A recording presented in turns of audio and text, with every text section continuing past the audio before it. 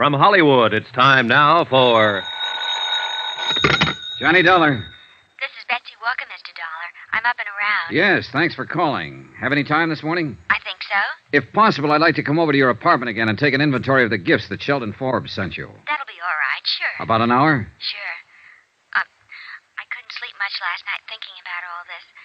I mean, he stole that money because of me. You mustn't feel that way, Miss Walker. He knew what he was doing. You had no part in the theft. I have the gifts. Well, we may have to take those away from you. I don't mind that. You said he tried suicide. How is he this morning? I just talked to the hospital. He's going to be all right. But he has to go to prison? Yes.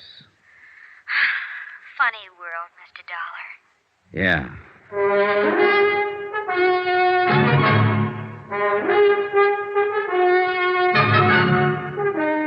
Tonight and every weekday night, Bob Bailey in the transcribed adventures of the man with the action-packed expense account, America's fabulous freelance insurance investigator. Yours truly, Johnny Dollar.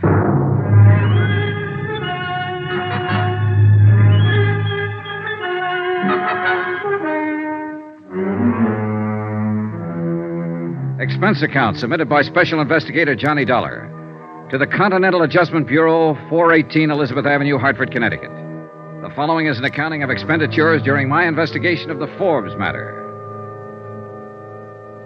More expenses, items 11 to 16. $78.40. Cab fares, meals, accounting services, legal services, cab fares, and more cab fares. I made a comprehensive inventory at Betsy Walker's apartment and spent the rest of the day tracking down the places where the items had been purchased and ascertaining their retail values. Total, $2,780 worth of gifts, bought with stolen money. Betsy Walker also told me that Sheldon Forbes had made appointments to meet her at various times at very expensive restaurants in New York. She had never once kept any of these appointments, but a check with the Waldorf, 21, the Stork, and several other places revealed that Forbes had always made elaborate arrangements to entertain her.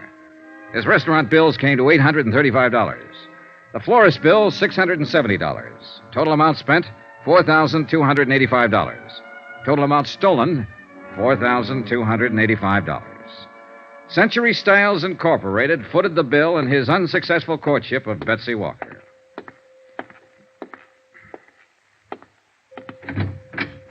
Hello. Hi. Remember me, Forbes? Sure, insurance man. Well, what now? How do you feel? Okay. You saved me, didn't you? I suppose so. Why? Same reason you'd save a man who was dying. You know what I've been doing? What? Answering the questions you wouldn't answer. I met Betsy Walker. What? My job, Forbes. I had to. How did you know about her? I followed you night before last when you got out on bail. I saw you go to the theater. Listen, you had no right to go to her. You have no right to involve her in any of this. Why didn't you think of that a month or so ago? It's the company's money you've been spending on her. I had every right, as unpleasant as it is. I suppose she knows all about me now. That's right, all. Boy, I sure must look like the prize sucker of all time. Must have handed her a laugh. She didn't think it was one bit funny. And Forbes, I don't think it's funny either. Then what are you standing here for? Lording it over me? I'm not doing that at all. I'm just here to let you know how things are at the moment. All right. How are things? Well, first off, we took back all the gifts you gave her. Dirty skunk. Don't get mad at me, Forbes. Get mad at yourself. I didn't steal the money and try to impress her. You did. Why didn't you leave it alone? What difference does the money make to you? Nothing to me, but it means something to my insurance company. They still want it back, and they'll get as much back as they can. Well, swell. Good for them. What do you want now? Your signature. Hmm? I think I traced most of it down. You want to look this over? Go ahead. Those figures about right? I suppose so. I didn't keep track. Approximately? I suppose so. You're pretty thorough, aren't you? We have to be. Will you sign this? No. It'll help to clear up our bookwork a little. What difference does it make now? We've got you cold. Okay. What difference does it make? Give me.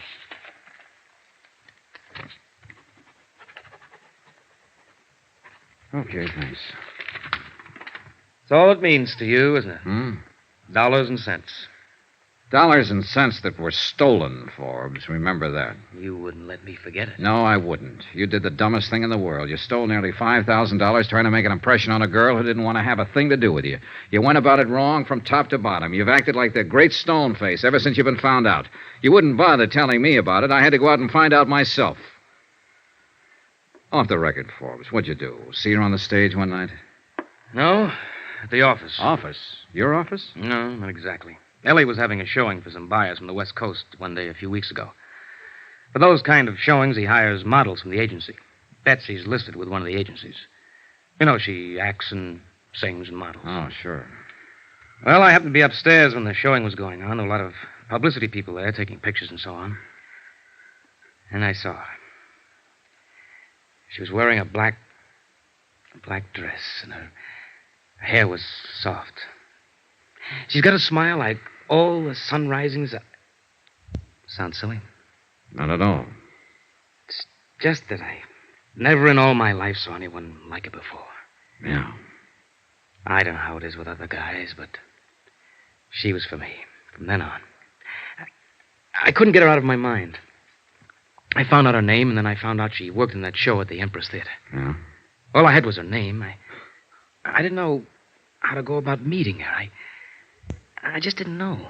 You figured a little money might attract her to you. I've heard that's the best way to do it. It's one way. Not the best way, kid. Probably not. The best way I could think of. What did you think about taking the money? I thought I'd be able to stick it back. Well, I guess I really didn't think much beyond just meeting her. Having her look at me the way I wanted her to look at me. What? It was the wrong way to go about it, sure. But then did you ever think of my alternative? I thought of it. I pictured myself knocking on her door one night, and I could see her answering it. "I'm Sheldon Forbes, Betsy," I'd say. "Clothes don't make the man," I'd say, while she sort of took in my tweed suit and the only coat I've got to my name. "Listen," I'd say, "I got an 8x10 apartment over on 59th Street. The halls always smell like cabbage, but I'm a heck of a fine guy. And I drive a 1946 Ford that misses a little, but it's good enough for us." Then I'd say, "Why don't you toss on your mink, and we'll go over to my dump, and we'll have a bottle of beer, and I'll tell you how much I love you." How about that? Some alternative, huh? She makes more money in an hour than I make in a week. I couldn't even afford to keep her in cigarettes. Lord, I wanted her like nothing in my whole life. She might have taken you up on it, Forbes, if you'd put it that way. Yeah? What makes you think so? She wasn't impressed by any money or any gifts. More than that, I met her. She's a pretty nice girl. Yeah. Up until the time I talked with Sheldon Forbes in the hospital, I'd always had my doubts about love happening at first sight. After my talk with him, I was convinced that it could and did happen to him. I was sorry that he didn't know quite how to handle it. I was also wondering, if I'd been in his shoes, would I have done the same thing?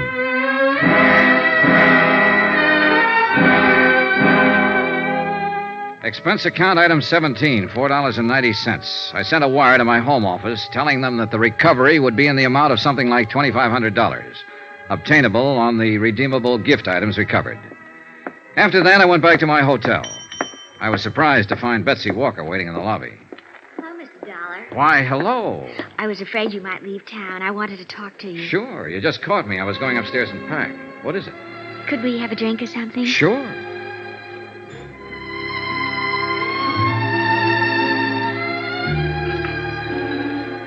Expense account item 18, $2, 2 drinks. For Betsy Walker and myself at the hotel bar. It was midday and there wasn't much action. She sat across from me, ordered an old-fashioned, and asked for a cigarette. Thank you. Sure. What'll happen to him? Forbes? Yes. Oh, he'll be sentenced Monday. They canceled the Friday scheduling because he was in the hospital. He'll go to prison? Yes. Have you seen him since he tried to kill himself? Just left him. I guess he feels awful. Yeah. I told you I haven't been able to sleep thinking about all this. Well, about him, I guess. Mm-hmm. Would he have to go to prison even if all the money was returned? Only half of it's redeemable. The rest, florist bills, restaurants, and so on, just gone. How much does it come to, Mr. Dollar? Short about $2,000, roughly. If you had that money, what would happen to him? Oh, it'd be up to the court. I'd say he'd have a good chance of getting off if he changed his plea. Could I get him to change his plea? I think you could get him to do anything. I want to pay it. You what? I want to pay that other $2,000 for him and get him to change his plea. I'll make up the whole thing. Hey, now, look, Miss Walker, I know your motives might be the best, but you aren't responsible in any way for this man's actions. He stole money because of me. He tried suicide because of me. And now he's going to prison because of me. But you had nothing to do with it, no part of it. You may think I'm 22 years old. I'll be 29 next month. I'm not much of an actress or a singer or anything else. But I've been around this town and I know my way around. And I met all kinds. Whoever he is, whatever he's done, he's the first man I've ever known who actually went out on a limb for a girl he loved. I'm the girl and he's the man. You're serious? I probably won't remember his name a year from now. But that poor, stupid, wonderful dumbbell, he doesn't belong in any prison. He ought to get married to some nice girl somewhere. I want to help him get out of this trouble. Can I? Betsy? After all, he's given me something. Call it faith in mankind again, if you like.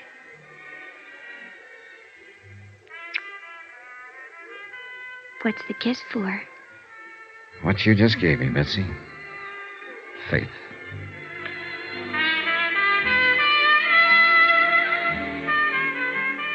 Expense account item 19, $48, hotel.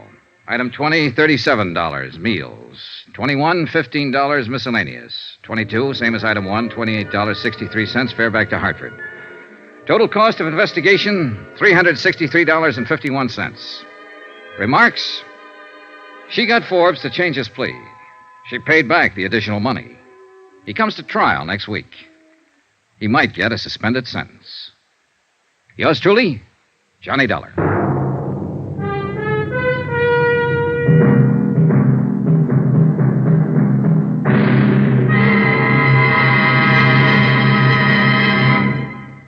Remember, there'll be another intriguing story for you beginning next Monday night. Next week, a trip south of the border where the flashing eyes of a dark-haired senorita spells plenty of, well, believe me, romance and trouble can go hand in hand. Join us, won't you? Yours truly, Johnny Dollar.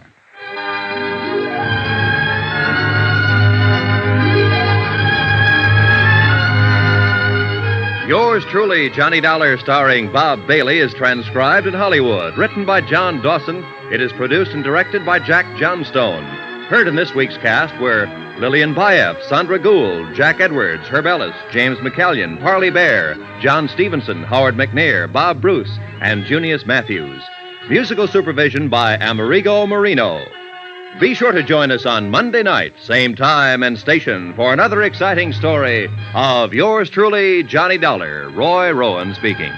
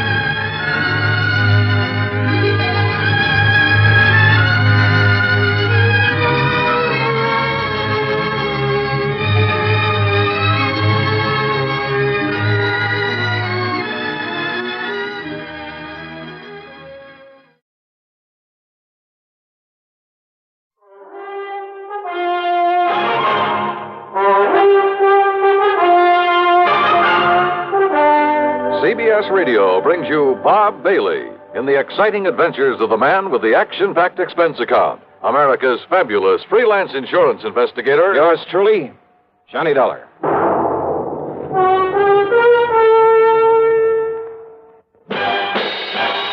Are you smoking more now, but enjoying it less? Have a real cigarette, have a Camel. The best tobacco makes the very best smoke. Have a real cigarette, have a Camel. Are you looking for flavor and mildness? Have a real cigarette, have a Camel. The best tobacco makes the very best smoke. Have a real cigarette, a real cigarette, a real cigarette, have a Camel. Again, for the 11th straight year, Camel outsold every other cigarette, filter, king size, and regular. The best tobacco makes the best smoke. So if you're smoking more now but enjoying it less, change to Camels. Get more real satisfaction every time. Start to really enjoy smoking again. Have a real cigarette, a real cigarette, a real cigarette, have a Camel. And now, Act One of yours truly, Johnny Dollar.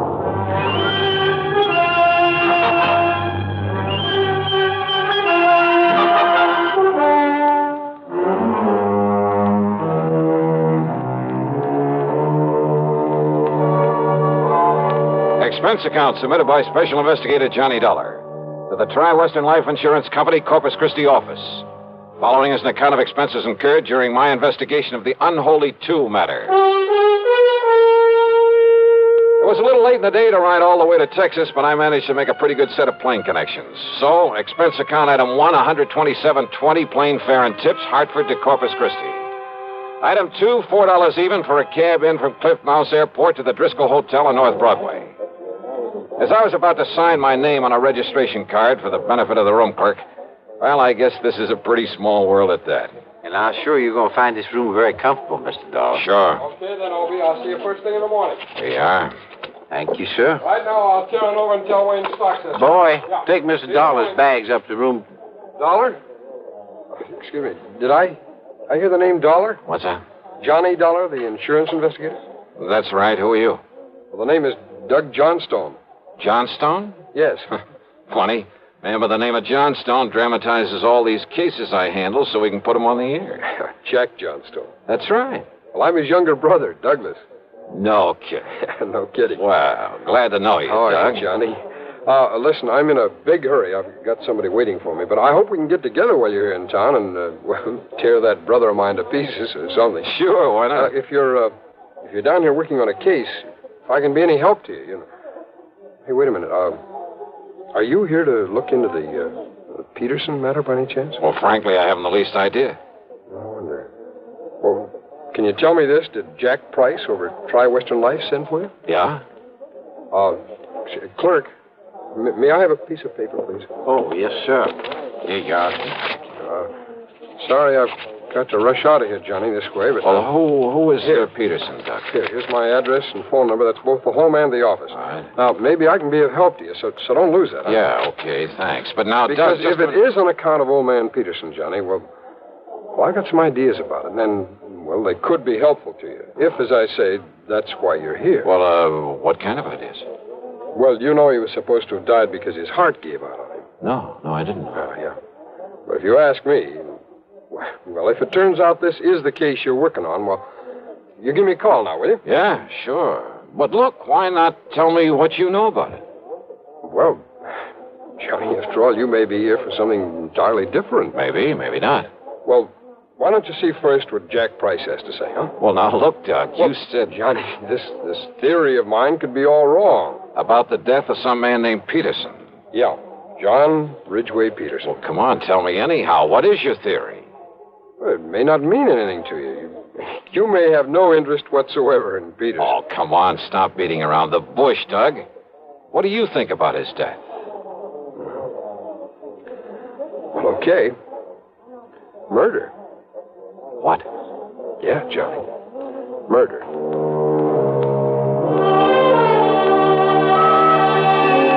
But because neither of us really knew if I'd become involved in it, that was all he'd tell me at the moment. And as he said, he had to run off to meet somebody. It was late, and I was tired after the plane trip, so I grabbed a bite to eat. That's item 3, 2 1/4, then hit the sack. But first thing in the morning, I was in Jack Price's office at Tri-Western. Well, no, I didn't mean to sound in a rush for you to get down here, Johnny. On the other hand, the hotter the trail, the easier it is to follow. Whose trail, Jackson? Sterling Peterson, beneficiary of his uncle, John R. Peterson's life insurance policy. 100,000 clams. Yes. And what's happened to him? The nephew Sterling, I mean. He simply disappeared. When? About the same time his uncle died, apparently. When was that? 5 days ago. Funny that he should leave town when he was about to be presented with that wad of insurance money. He didn't know that he was his uncle's beneficiary. Oh? No. Old John Peterson never told him. Actually, the old man didn't particularly want to leave it to this nephew, but, well... Why not? Oh, they never really got along, as I understand it. The old man had been a hard worker all his life, and Sterling is anything but. Nonetheless, he named him his beneficiary, so that's that. And as heir to whatever else there is to the estate, huh? No, that goes to Sterling's half-brother, Paul. Much of an estate? Certainly not as much as the insurance. The old man didn't have much use for either of them, Johnny. But since they were his only surviving relatives, since they'd probably get everything he left anyway... Yeah, I see what you mean. Does Paul live here in town? Yes. What does he do for a living? Apparently has some money in the stock market. And Sterling? Johnny, I don't know what he lived on. No visible means of support kind of thing. You know what I mean? Uh-huh. I tried to call him, tell him of his uncle's death. His landlady said he wasn't there, hadn't been there for a couple of days, that he'd simply packed up his things and left. I'll give you the address. Yeah, do that. Then I called his brother, but Paul didn't know where he was either. Just disappeared. That's right. I wonder why. Who knows? Have you called the police? Why? Just because a man suddenly leaves town? That's hardly reason to call in the police, Johnny. Maybe not. What? Sterling didn't know he was beneficiary of this policy. No. But maybe he did think he'd get some of the estate if he were lucky and the old man turned up dead. And maybe Sterling needed money. I understand he always did. So if he could help the old man on his way... No, Johnny. The doctor said it was a heart attack. Yeah? Well, there are a lot of ways to make it look like a heart attack. Has there been an autopsy? Why, no. Then have one made. The insurance company's entitled to one. But you're saying Sterling murdered him? Maybe. Johnny. Just go ahead and order that autopsy.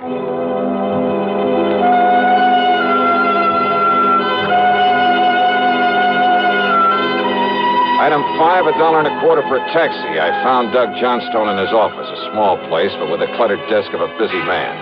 Full of stock market reports, that sort of thing. Doug brushed him aside and got right to the point. Yeah, I've got to know a lot about Sterling Peterson lately. Now, you see, I have interest in a handful of oil wells, a gas compressor station, and things like that. Ah, lucky man. Well, I spend quite a bit of time over at Merrill Lynch, trading in the stock market. You met Sterling in a brokerage office? Well, that's where I met his brother, Paul. That's where I learned about Sterling. It seems he was always trying to get money out of Paul. I take it Paul is pretty well healed, huh? Hardly. He's a sharp one. He has a pretty wild idea of how to make money in the market. What do you mean by that? Well, you know, it's always flattering for someone to ask your advice. Naturally. Well, I'd recommend he buy something like IBM. Good, solid stuff for a stable company like U.S. Steel, AT&T. Nothing wrong with that, brother. No, but instead he'd throw his money into some crazy penny stock like, well, Golden Dream Uranium Company. It was being pushed by some crooked promoter, some boiler room operator. Yeah, I see what you mean. I'd suggest Union Carbide. He'd end up with some speculation nobody ever heard of, and so on. Yet somehow he managed to stay solvent. The point is, Sterling was always going to Paul for money. Money for what? Oh, to pay off his gambling debts. Much as I hate to admit it, civic pride and all that sort of thing, there are plenty of places in and around this town to gamble. Yeah, so I've heard. So when a stupid guy like Sterling Peterson simply won't learn that house never loses, well, you see what I mean. Yeah.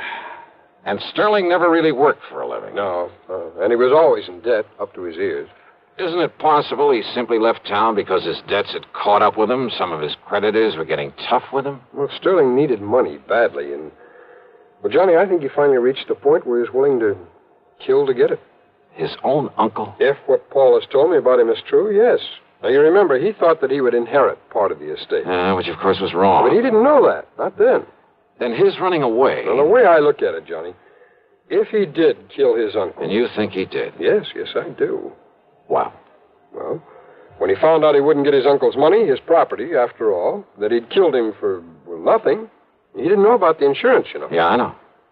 Well, what was left for him around here? I'll buy. Nothing but a lot of creditors pounding on his door. And once people begin to think about that, they might get suspicious, start asking him questions about his uncle's death. Questions that he didn't have good answers for. But to run out is the surest way in the world to arouse suspicion. I know. It's stupid. Well, what do you think? Well, I'm not sure. But thanks. I'll see you later.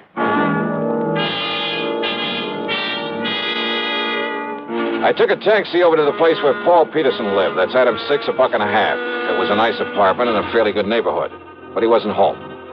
Item 7, $1 even for a cab to the brokerage house Doug had mentioned. I talked to Wayne Stocksett, a friend of Doug's. He hadn't seen Paul Peterson around there for several days. Well, Paul said something about going out of town, Dollar, to look at some of the companies he considers investing in. I see.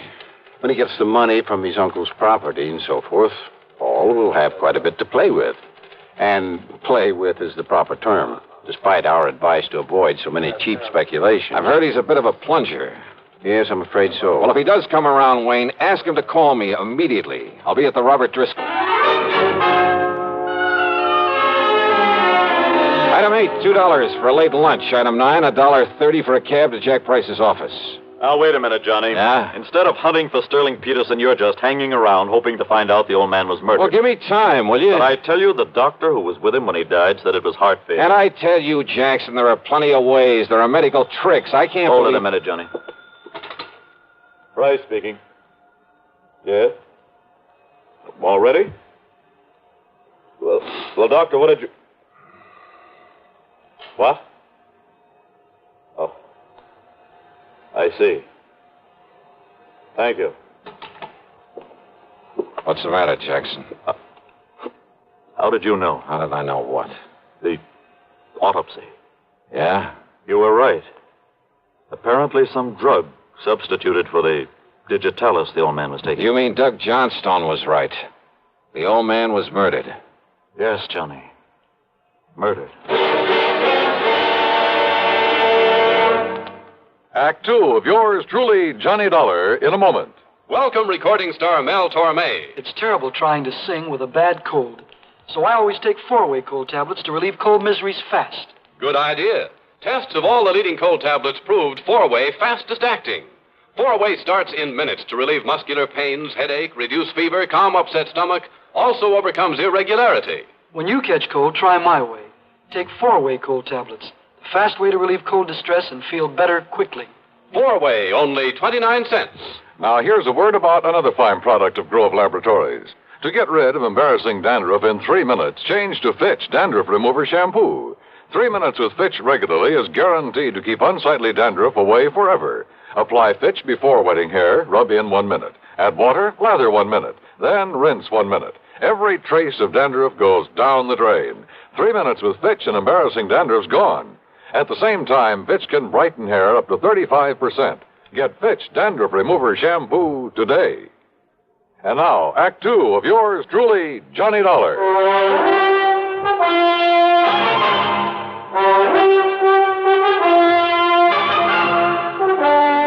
Expense account item 10, $1.70 for a taxi to the cheap rooming house where Sterling Peterson had lived before his mysterious disappearance.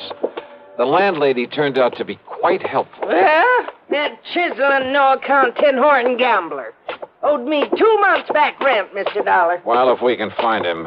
Only I'm beginning and to you doubt it. ask me there's something mighty suspicious about the way he picked up and left. Yeah, what do you mean, Yeah. Mrs. Toomey? Well, now, here, now, you look for yourself.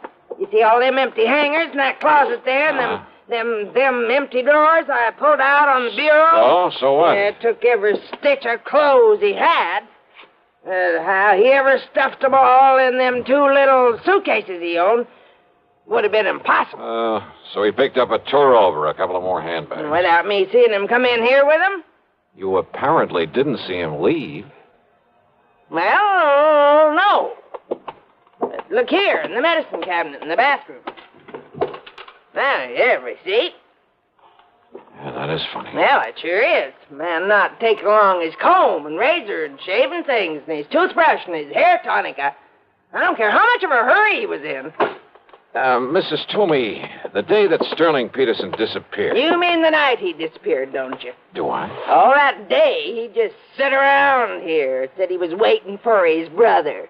His brother had promised to come and see him. Oh? Ask me, he was hoping his brother'd bring him some money to pay up his rent and things. Did his brother come around? At 7 p.m., his brother telephoned. I took the message. Yeah? Said Sterling was to meet him at some dive out on Staples Street, so he left.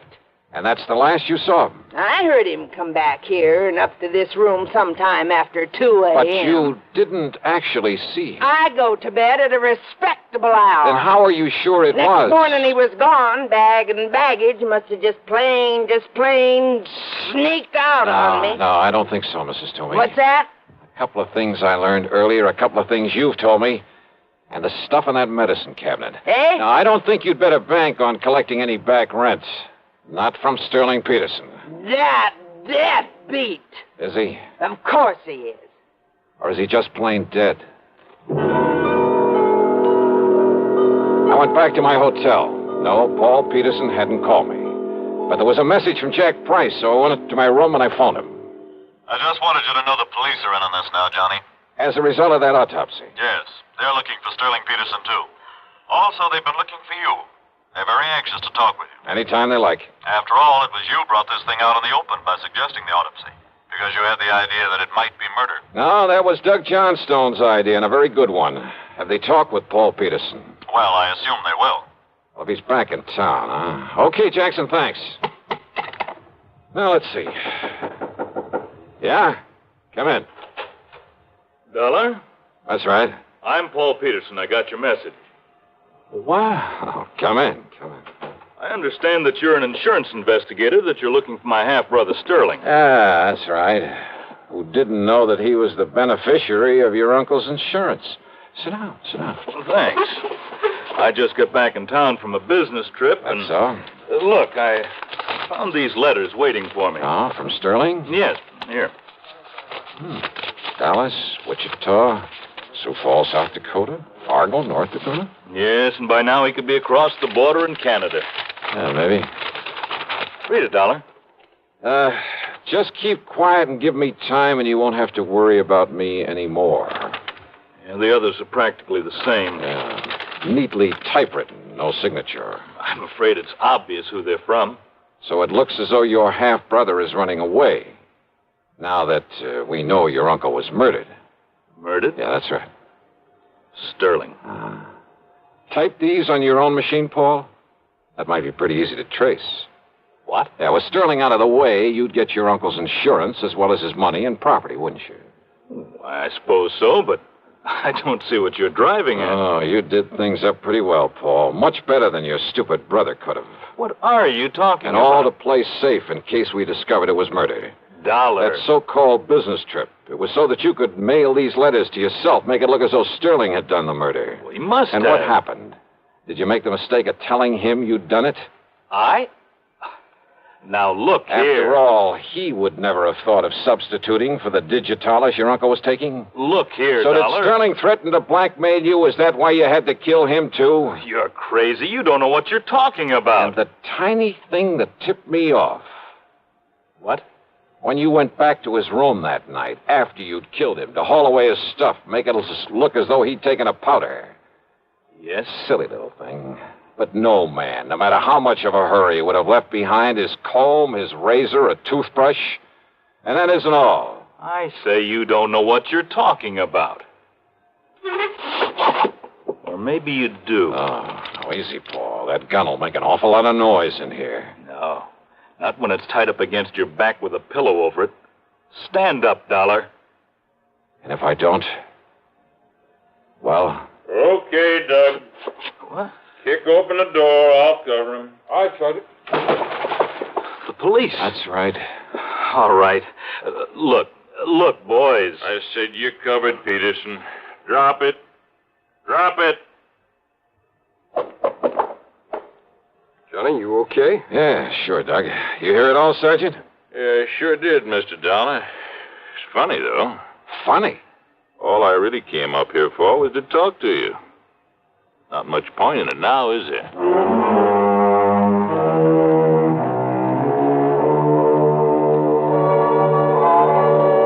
So, another day, another dollar. And I'm not talking about myself. Expense account total, including hotel bill, a flock of incidentals, and a plane back to Hartford, $287.20. Yours truly, Johnny Dollar.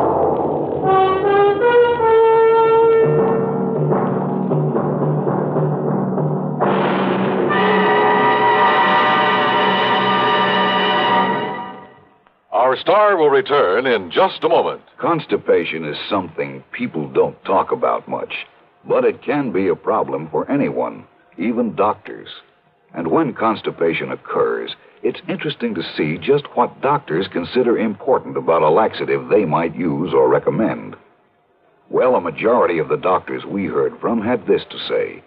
A laxative should be effective, gentle, as close to natural acting as possible, and a medicine that can be used with complete confidence.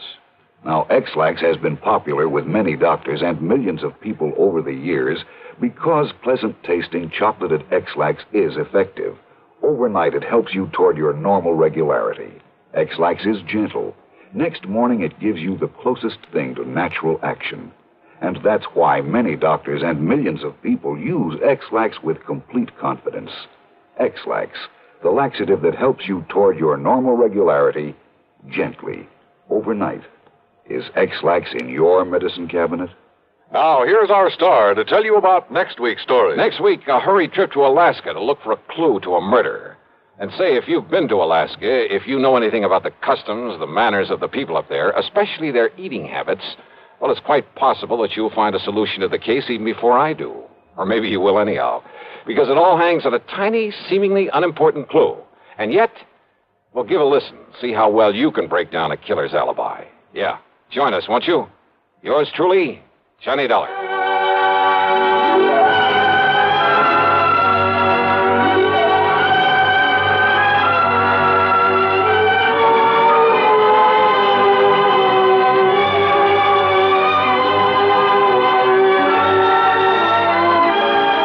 Yours truly, Johnny Dollar, starring Bob Bailey, originates in Hollywood and is written, produced, and directed by Jack Johnstone. Heard in our cast were Virginia Gregg, Jack Edwards, Forrest Lewis, Stacey Harris, Gil Stratton, and Barney Phillips. Be sure to join us next week, same time and station, for another exciting story of yours truly, Johnny Dollar.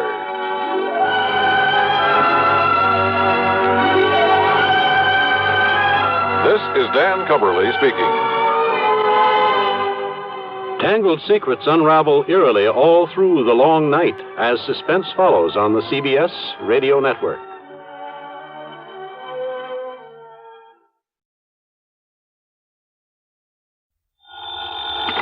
Johnny Dollar. This is Bert Larkin, International Casualty and Life. Oh, hiya, Bert. How are you? I'm afraid I have a bit of a problem, Dollar. Yeah? Yes, involving some $300,000. Wow. Will have to be distributed very shortly. Oh, well, easy. Bert, just send me a check. Forget the whole thing. You're testing, of course. Oh, well, now, how could you say a thing like that? Well, what about this 300 G's? You expecting a policyholder to kick the bucket? Exactly. Though I wouldn't put it so crudely. Oh, well, maybe expecting him to be knocked off, huh? Oh, no. His name is Mr. William Makepeace Everly. Yeah? He lives out in the old Piney Woods section. Oh, yeah, that's a pretty well-to-do part of town. Exactly. And Mr. Everly is quite wealthy. Well, he'd have to have something to carry that big a policy. Exactly.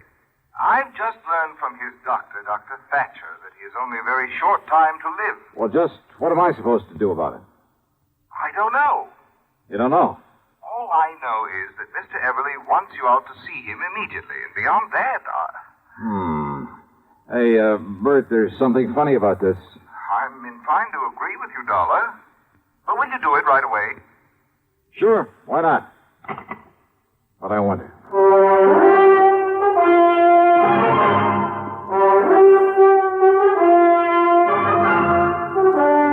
CBS Radio brings you Bob Bailey in the exciting adventures of the man with the action-packed expense account, America's fabulous freelance insurance investigator. Yours truly, Johnny Dollar.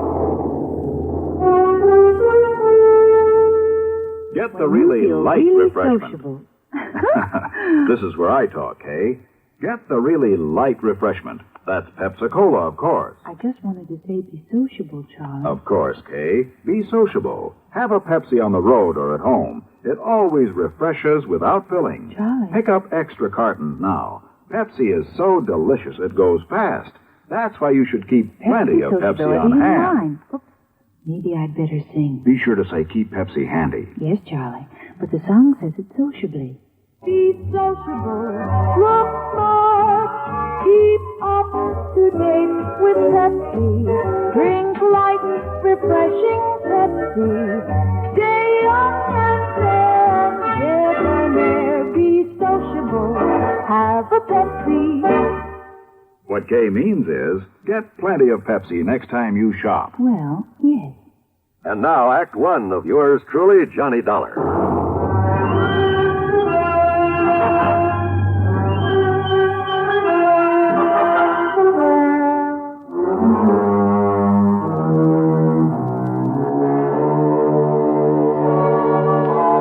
Expense account submitted by Special Investigator Johnny Dollar to the International Casualty and Life Insurance Company, Hartford, Connecticut. Following is an account of expenses incurred during my investigation of the harried heiress matter. Expense account item 1, $4.85 for a tank full of gas, and I drove to the Everly address at the edge of Piney Woods. It was a beautiful old place in a setting of tall oaks and sycamore trees that spread protectively over and around the rather large frame house, with its slate roof, its cupolas and dormers and broad porches. Even before going in, I knew the inside was filled with heavy, overstuffed furniture and velvet draperies, gilded mirrors, that it had a kind of musty smell, perhaps a trace of camphor, and the parlor closed off except for very special occasions. It was that kind of place. In answer to my knock, I was met at the door by a man who looked anything but on his last legs. Mr. Dollar? Yeah, that's right. Good. Come in, please. Thanks. But are you Mr. I'm Dr. Thatcher. I'm the one who called your insurance company. Oh, I see. At Mr. Everly's request. Or I should say at his insistence. Come along, please. He's in his bedroom upstairs. Yeah, sure. I'm afraid he has only a few days to live, Mr. Dollar. Early yesterday, I notified his stepson, Alfred Harker, but I haven't been able to locate his niece, Nancy Everly. And that is what has him upset. That's why he wants to see you. Oh? They're his only living relatives, by the way. Well, just what does he want me to do? Well, suppose I let him tell you.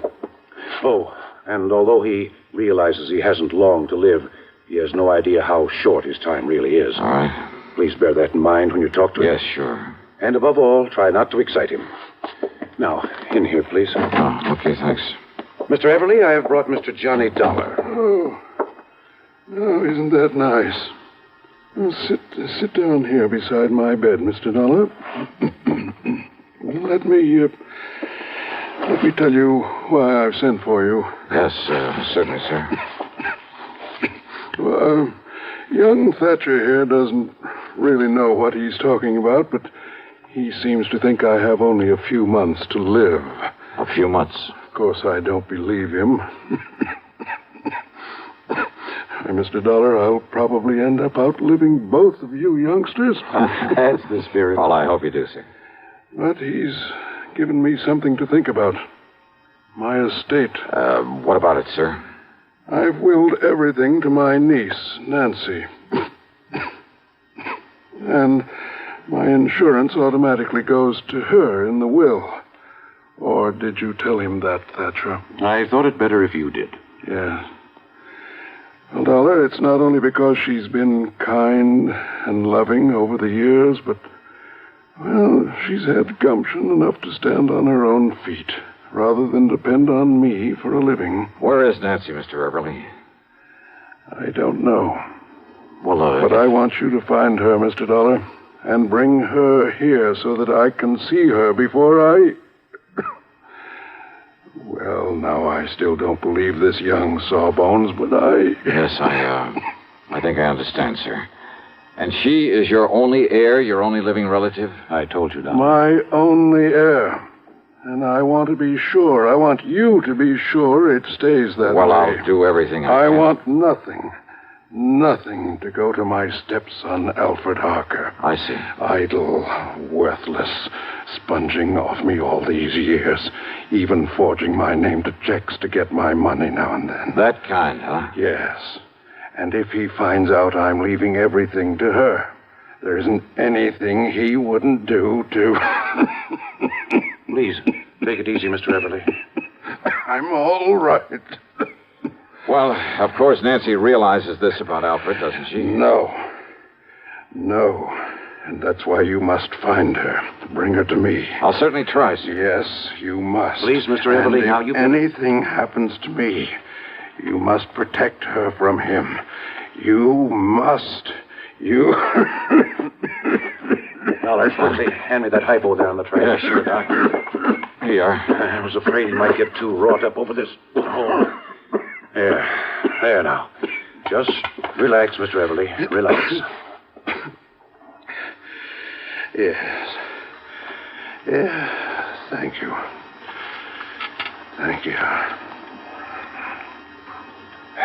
Well, now he'll sleep for a while. I was afraid he might get too excited. Yeah. And it sure looks like I got my work cut out for me. I'm afraid so. At least this Alfred Harker doesn't know that his stepfather's money, his insurance... I'm afraid he does, though. What's that? I didn't realize... Realize what? But when I called him and told him Mr. Everly was dying... You told him Nancy is the only heir? Yes, and I shouldn't have. Have you any idea at all where I might start looking for Nancy? No, Dollar, I'm afraid not. But if you don't know and the old man doesn't know, how do I... Oh, great.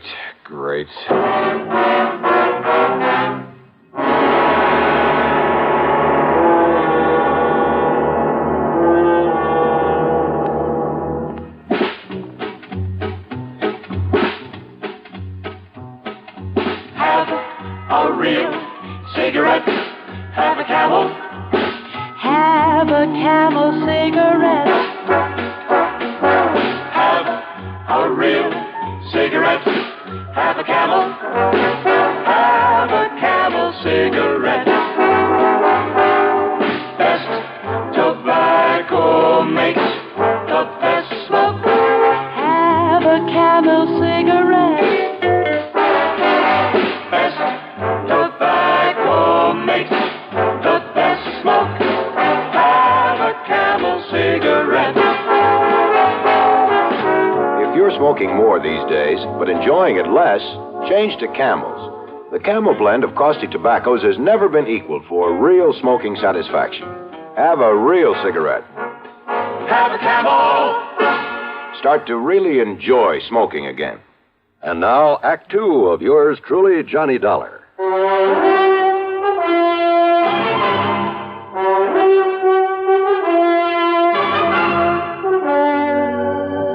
Now, look here, Doctor. If nobody knows where Nancy Everly is or how to find out where she Dollar. is... Yeah? Mr. Everly's stepson, Alfred Harker, always kept close tabs on Nancy's whereabouts. Oh, he would. Well, what do you mean? Sure, so that if anything happened to the old man, he could start sponging off of her. Now, look, it's Yes? important.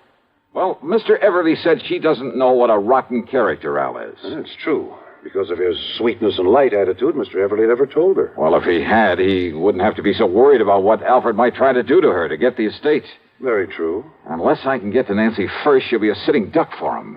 If only I hadn't told Alfred he's not included in the Well, inheritance. you didn't, that's that. Yet, if Mr. Everly's will specifies that Nancy's to be the sole heir... Oh, you never heard of a will being broken? Well, yes. Okay, where can I find Alfred? Well, he lives in a rooming house on the other side of town. Yeah, I'll write the address down for you. Yeah, do that. And remember, Dollar, he's not only bad, but clever. So be careful. Here, remember that. Sure.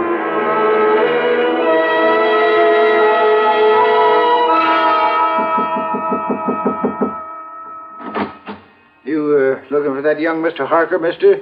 Yeah, that's right. Yeah, well, he ain't there. I'm the building super. Now, where can I find him? Don't ask me. All I know is he packed a couple of bags yesterday morning and left. All right, look here. I'm a private investigator. My credentials. Okay. If you'll just let me get into Harker's apartment. Oh, here. Here, this 5-spot be of any use to you? Oh, now, you know better than to ask that, young fella.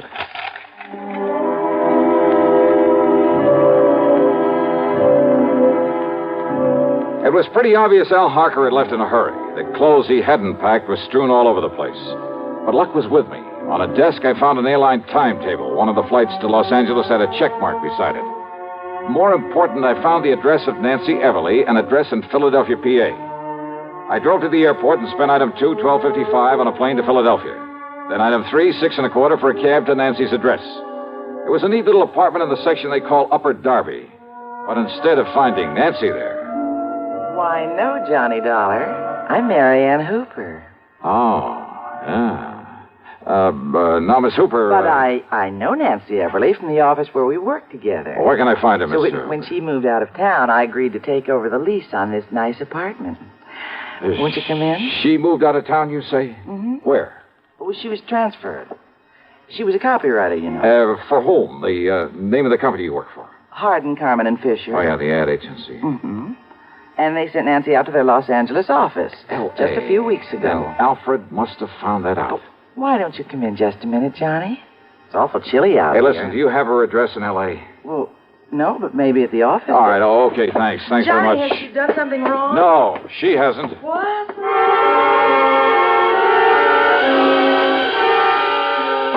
It was late, and I hadn't had any dinner, but I took a cab out to International Airport. That's another $6 1/4, and there, unfortunately, had plenty of time to eat before I could take the 1:30 a.m. plane for the West Coast. The meal is item 5, $3 even. Item 6, $161.60 plane fare to L.A. Item 7, another $6 1/4, taxi into the office of Hardin, Carmen, and Fisher, where I had to wait for the joint to open up. Then I talked to the receptionist. No, Mr. Dollar, Nancy isn't here. Oh, then I'll go out and grab some breakfast. She won't be in at all today. When does she come in if you... What did you say? I said she isn't coming in today. Why not? Well, I don't know. Oh, then give me her address. Yes, certainly. It's 1308 Pandora Avenue out in West Los Angeles. Okay, thanks a lot.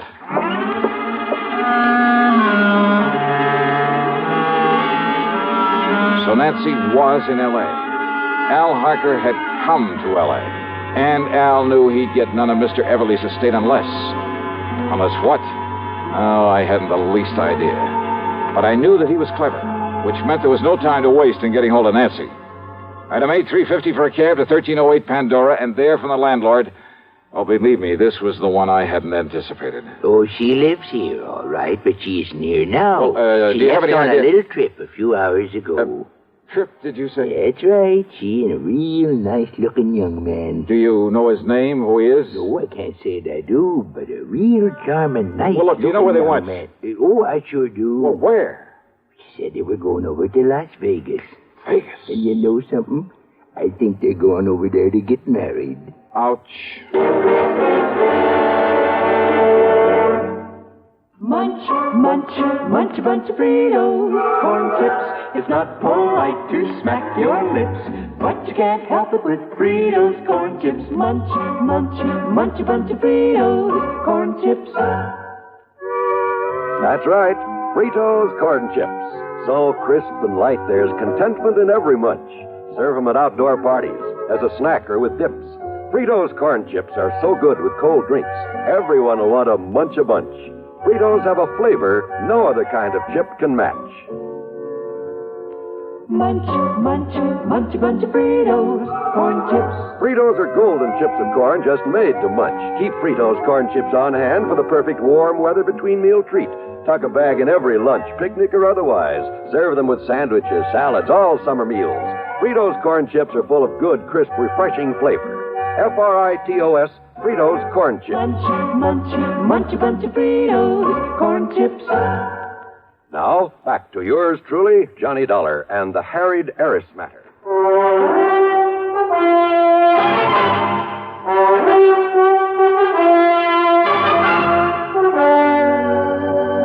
Expense account item 9, 70 cents for a phone call to Las Vegas, Nevada, to that well-known license bureau. Johnny Dollar, the special investigator? Yeah, that's right. Listen. Well, sir, this is a real privilege talking to you this way. Hey, listen, there's a young couple on the way over there to get married. Happens all the time, Johnny. Oh, yeah, sure. Especially here. Yeah, now listen. Their names are Nancy Everly and Alfred Harker. You want me to arrange something special for them to help them on their way? No. Somehow you've got to keep them from getting married. Well, now, unless you've got some legal reason, Johnny, some kind of court order or something. By the time I went through that, they could be married and gone. Yes, I guess that's true. So, look, you got to stall them. Somehow you got to keep that pair waiting. Well, now, Johnny, I'd certainly like to do you the favor. And do it.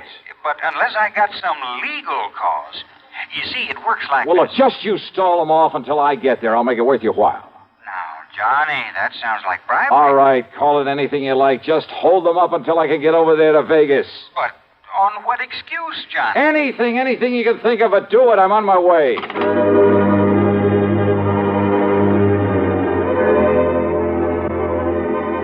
Alfred Harker's plan to get hold of the Everly fortune was all too obvious. All he had to do was marry Nancy, and he'd have it automatically. Item 10, $750 for a fast taxi out to Lockheed Air Terminal in Burbank. And how come we didn't pick up a lot of tickets for speeding along the way? I'll never know. That driver really earned his tip. Item 11, $200 even for a charter flight to Las Vegas. And I knew the kids had had plenty of time to get there ahead of me. Item 12, $1 for a cab into the license bureau. And I'm sure honored to meet you, Johnny. Yeah, and you say they've already been here and gone, huh? Now, I tried to stall them here just as long as I could. Oh, yeah. But after a while, I'm afraid it got to be kind of obvious. Okay. But I tried all right. Okay, here. Here, thanks. This is for your trouble. Now, Johnny, I wouldn't think of Now, look, taking I'll double it if you can not tell me from where... You see, I'm a real fan of that radio program of yours that... Where they went from here to get married? Yes. Johnny, in this town, huh? Yeah, well, they left here on foot, so it must have been somewheres in the neighborhood. Okay. So, would you like a list of the places around here where they can, commit matrimony? Yeah, let me have it, will you?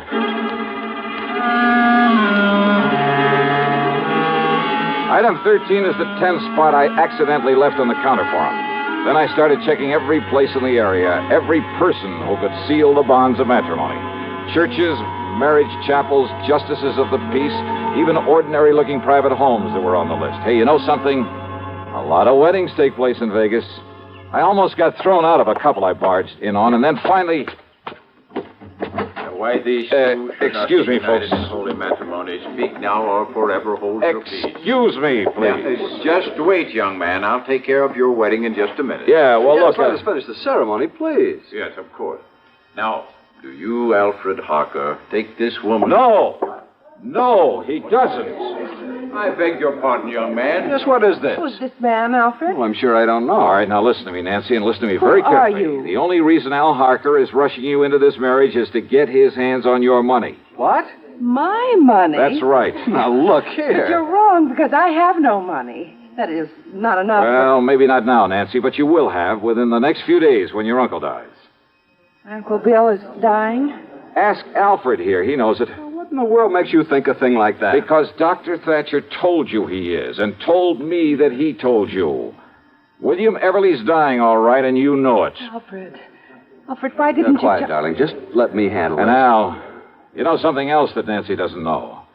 That Mr. Everly isn't leaving you 1 cent, that everything goes to her.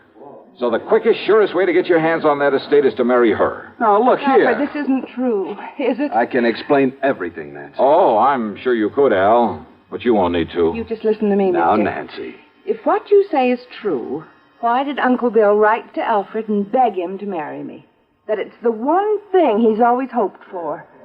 Who told you that? I saw the letter myself. Alfred showed it to me. Oh, do you have that letter, Nancy? Alfred? Well, no, I threw it away. Yeah, you would. So not to have any evidence lying around. Evidence? A forgery.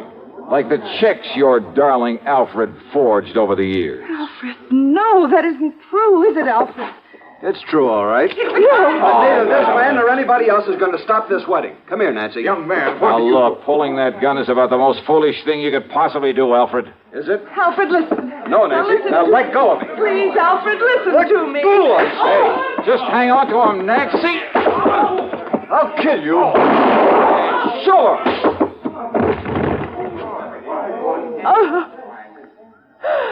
Oh, I'm sorry, Nancy. Terribly sorry.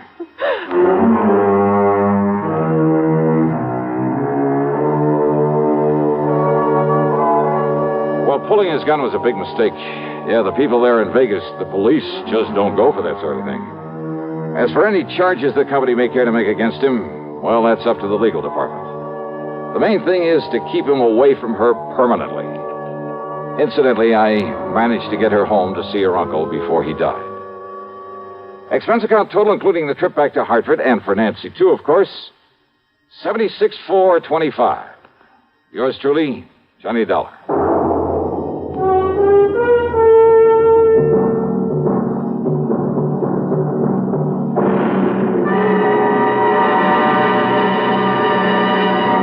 Hi, this is Dennis James with a longtime favorite.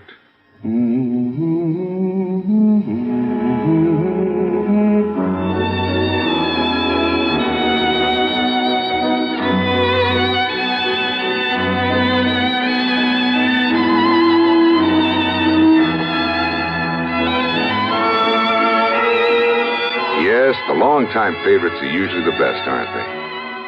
And one favorite folks have relied on over the years is Kellogg's All Brand, since 1919, America's favorite natural laxative cereal.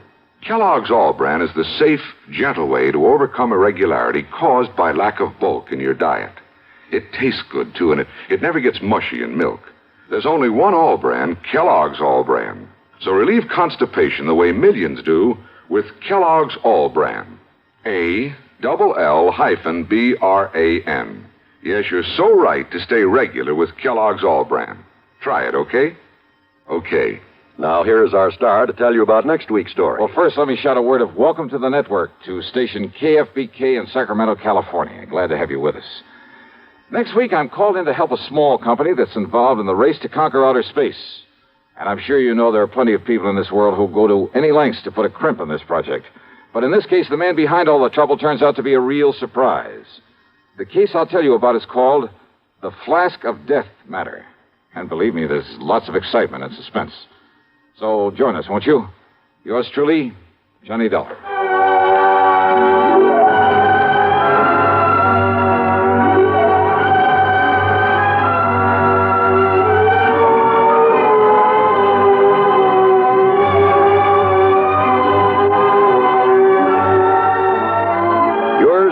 Johnny Dollar, starring Bob Bailey, originates in Hollywood and is written, produced, and directed by Jack Johnstone. Heard in our cast were Virginia Gregg, Gene Tatum, Lillian Baeff, Marvin Miller, Russell Thorson, Bart Robinson, Forrest Lewis, Sam Edwards, and Harry Bartell. Be sure to join us next week, same time and station, for another exciting story of yours truly, Johnny Dollar. This is John Wall speaking. Suspense follows on the CBS radio network. You know, Dooley, I've been reading up on hypnosis. Come here and let me try it on you. I'm an officer of the law and don't approve of making a man divulge his secrets. However, I'll stand by in case there's criminology involved. I just want to clear up some of his problems, Officer Suds. I haven't got any problems. I'm the soul of contentment. Maybe that's your trouble. You're too contented. Lie down, Dooley. You're going to sleep. I feel so good. He's under my influence. Now, little tyke, get up. Go straight to the beer of your choice. Astounding. He's heading for Utica Club. 'Cause Utica Club will still take the trouble to age beer the natural way. Utica Club, you see,